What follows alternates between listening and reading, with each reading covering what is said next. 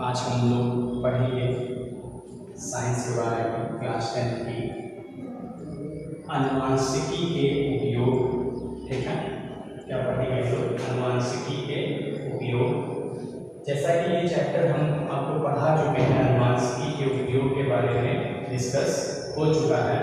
ठीक है, आज जो है हम लोग पढ़ेंगे संकरण के बारे में। फिर भी कुछ रिकैप कर देते हैं पहले वाला। जैसे अनुवांशिकी के उपयोग में था जैव प्रौद्योगिकी। ठीक है, जैव प्रौद्योगिकी या किसे कहते हैं बायोटेक्नोलॉजी। ठीक है, हमने बताया था बायो मीन्स होता है लिविंग ऑर्गेनिज्म और टेक्निक मीन्स होता है तकनीक, मतलब हम लिविंग ऑर्गेनिज्म का, ठीक है, तकनीक के माध्यम से मानव कल्याण के हित में, ठीक है, जो वस्तुएं प्राप्त करते हैं उसे जैव प्रौद्योगिकी कहते हैं। या दूसरे अर्थों में जीवाणुओं से प्राप्त, ठीक है, जीवाणुओं से प्राप्त मानव कल्याण के हित में जो भी वस्तुएं प्राप्त होती हैं उसे जैव प्रौद्योगिकी कहते हैं या बायो टेक्नोलॉजी कहते हैं। ठीक है, हमने इसकी बात की थी और फिर हमने आगे बताया कि जैव प्रौद्योगिकी के क्या क्या लाभ हैं। तो हमने बताया जैव प्रौद्योगिकी के माध्यम से हम विभिन्न प्रकार के टीके, वैक्सीन, ठीक, ट्रांसजेनिक जंतु, ट्रांसजेनिक पौधे प्राप्त करते हैं। ठीक है, इसमें होता क्या है, हम किसी भी जीवाणु को, ठीक, हम इसमें किसी भी जीवाणु को एक विशेष तकनीक के माध्यम से अधिक मात्रा में उत्पादित करते हैं और मानव कल्याण के लिए उसका उपयोग करते हैं। ठीक है, इसी में आगे था जीवी अभियांत्रिकी। तो जीवी अभियांत्रिकी क्या था? ठीक है, तो हमने बताया था कि अनुवांशिकी पदार्थों में, हमने बताया था कि अनुवांशिकी पदार्थों में जीनी हेरफेर करने की प्रक्रिया को जीवी अभियांत्रिकी कहा जाता है। ठीक, फिर बात हुई थी कि इसके कुछ अनुप्रयोग के बारे में बात हुई थी कि जैसे कि जैव प्रौद्योगिकी के माध्यम से टीके का निर्माण, ट्रांसजेनिक जंतुओं का निर्माण इत्यादि होता है। ठीक, आज हम लोग बात करने वाले थे संकरण के बारे में। ठीक है, आज हम लोग बात करेंगे संकरण के बारे में। तो संकरण क्या है? ठीक है, अब संकरण क्या है? जब हम ऐसे ध्यान देंगे, जब दो विभिन्न प्रकार के पौधों या जंतुओं के युग्मकों का निषेचन संपन्न होता है तो उसे क्या कहते हैं? संकरण कहते हैं। अर्थात जब दो विभिन्न प्रकार के पौधों को आपस में उनका संयोग होता है तो क्या कहलाता है? संकरण कहलाता है।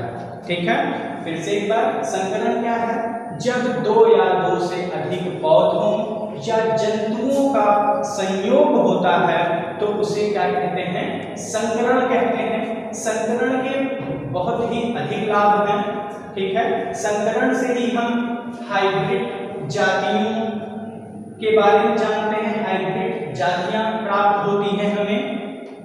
ठीक है, एक बार फिर से हम लोग देखेंगे, दो विभिन्न प्रकार के पौधों या जंतुओं के युग्मकों के निषेचन से जनन क्रिया संपन्न करा के जनकों की अपेक्षा अधिक गुणवत्ता वाले जनकों का, ठीक, अधिक गुणवत्ता वाले जनकों या नस्लों का उत्पादन ही क्या कहलाता है? संकरण कहलाता है। ठीक, समझ गए? एक बार पुनः, दो या दो से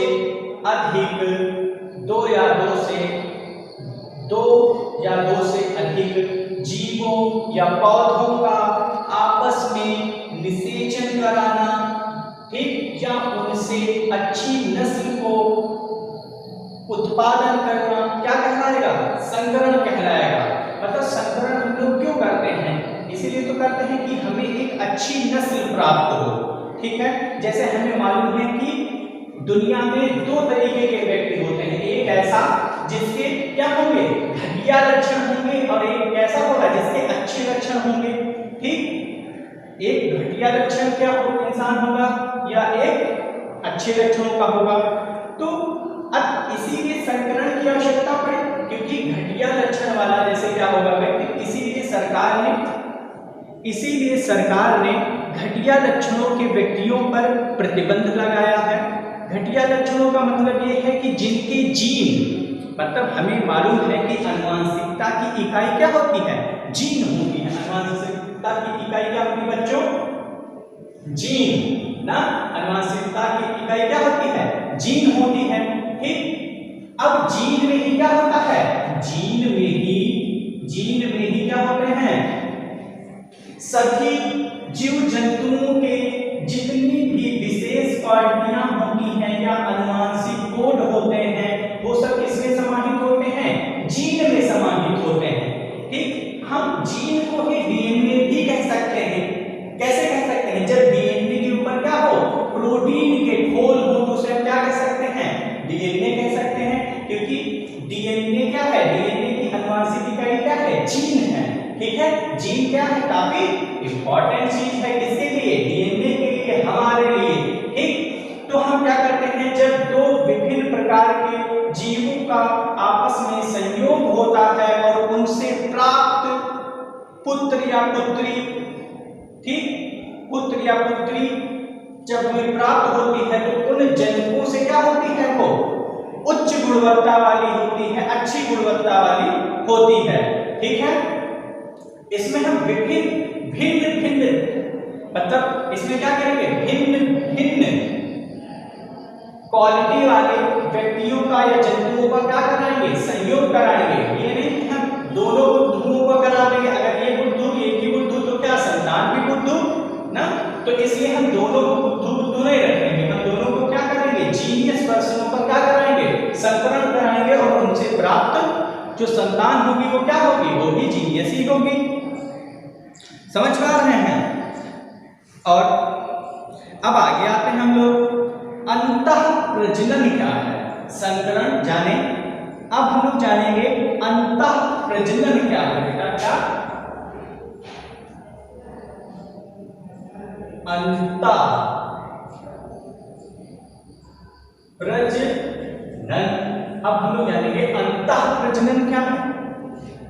ठीक, ध्यान देंगे, जब किसी नस्ल की उत्कृष्ट मादाओं का उसी नस्ल के उत्कृष्ट नस्ल से समागम कराया जाता है तो उसे अंतः प्रजनन कहते हैं। फिर से एक बार, जब किसी नस्ल की उत्कृष्ट मादाओं, उत्कृष्ट का मतलब क्या है, जो सबसे उत्तम हो उसे क्या बोलेंगे, उत्कृष्ट बोलेंगे। जब किसी नस्ल की उत्कृष्ट मादाओं का उसी नस्ल के उत्कृष्ट नस्ल से समागम कराया जाता है तो उसे क्या कहते हैं, अंतः प्रजनन कहते हैं। ठीक है बेटा, तो हम लोग जान गए अंतः प्रजनन किसे कहते हैं। ठीक है, अंतः प्रजनन किसे कहते हैं, तो हमने फिर से एक बार, जब किसी नस्ल को, मतलब जब किसी नस्ल को क्या करेंगे, उत्कृष्ट मादाओं की नस्ल से क्या करेंगे, समागम कराएंगे तो उससे प्राप्त क्या होगी, अंतः प्रजनन। उससे प्राप्त क्या होगी, एक अच्छी नस्ल प्राप्त होगी जिसे हम क्या कहेंगे, अंतः प्रजनन कहेंगे। ठीक है बेटा, आगे अब आता है बाह्य प्रजनन क्या है। ठीक है, बाह्य प्रजनन क्या है, तो बाह्य प्रजनन, अब हम लोग ध्यान देंगे, इसी संकरण में किसी नस्ल के उत्कृष्ट नस्ल का समागम उसी जाति की किसी अन्य नस्ल की उत्कृष्ट मादाओं के साथ कराया जाता है। इस संकरण द्वारा दो या दो से अधिक भिन्न नस्लों के गुणों को एक ही नस्ल में सम्मिलित किया जाता है।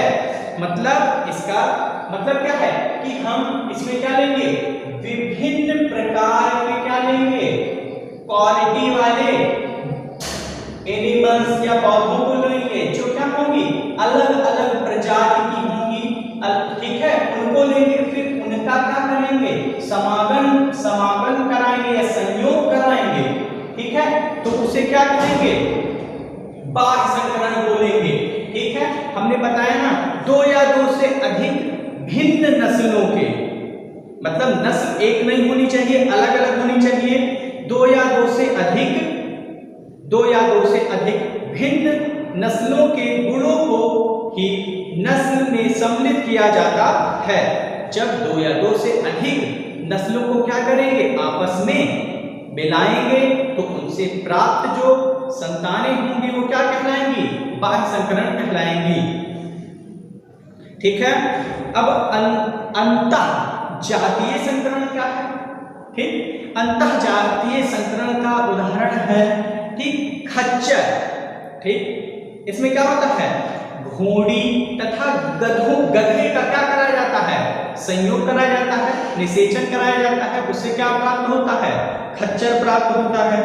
ठीक है, इस संकरण में किसी एक जाति के नस्ल का समागम अन्य जाति की मादाओं से कराया जाता है, तो इससे प्राप्त होने वाली संतानें सामान्यतः दोनों ही जनक जातियों से भिन्न लक्षण क्या करती हैं, दिखाती हैं। मतलब इसमें क्या होगा, इस संकरण में एक ही जाति की नस्लों को क्या किया जाता है, संकरण कराया जाता है। ठीक है, उनका क्या कराया जाता है, संकरण, जैसे घोड़ी और गधे का संकरण, तो उससे क्या प्राप्त होगा,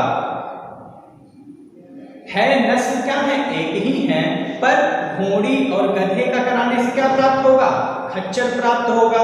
ठीक, फिर से एक बार, इस संकरण में किसी एक जाति के नस्ल का समागम अन्य जाति की मादाओं से कराया जाता है। ठीक, जैसे घोड़ी, जैसे गधे हैं, तो गधे का किससे, गधा है, उसका किससे कराया गया है, घोड़ी से कराया गया है। गधा क्या है, मेल है, और घोड़ी क्या है, फीमेल है, वो भी दूसरी नस्ल की है। तो इसी को तो क्या कहते हैं, अंतः जातीय संकरण कहते हैं। ठीक है, अब पौधों का संकरण भी ऐसे ही होता है, विभिन्न प्रकार के पौधों को, ठीक है, विभिन्न प्रकार के पौधों के बीच जब संकरण कराया जाता है, तो उनसे प्राप्त फल या सब्जियां क्या होती हैं, उत्तम गुण वाली होती हैं, जिसे क्या कहते हैं, पौधों का संकरण कहते हैं। Thank you class, next lecture next video में। वैसे आपका ये जो लेसन है अनुवांशिकी के उपयोग ये खत्म हो चुका है, तो अपने नोट्स को तैयार कीजिए अच्छे से, एक बार फिर से पूरा वीडियो देखिए। ठीक है, ओके, थैंक यू।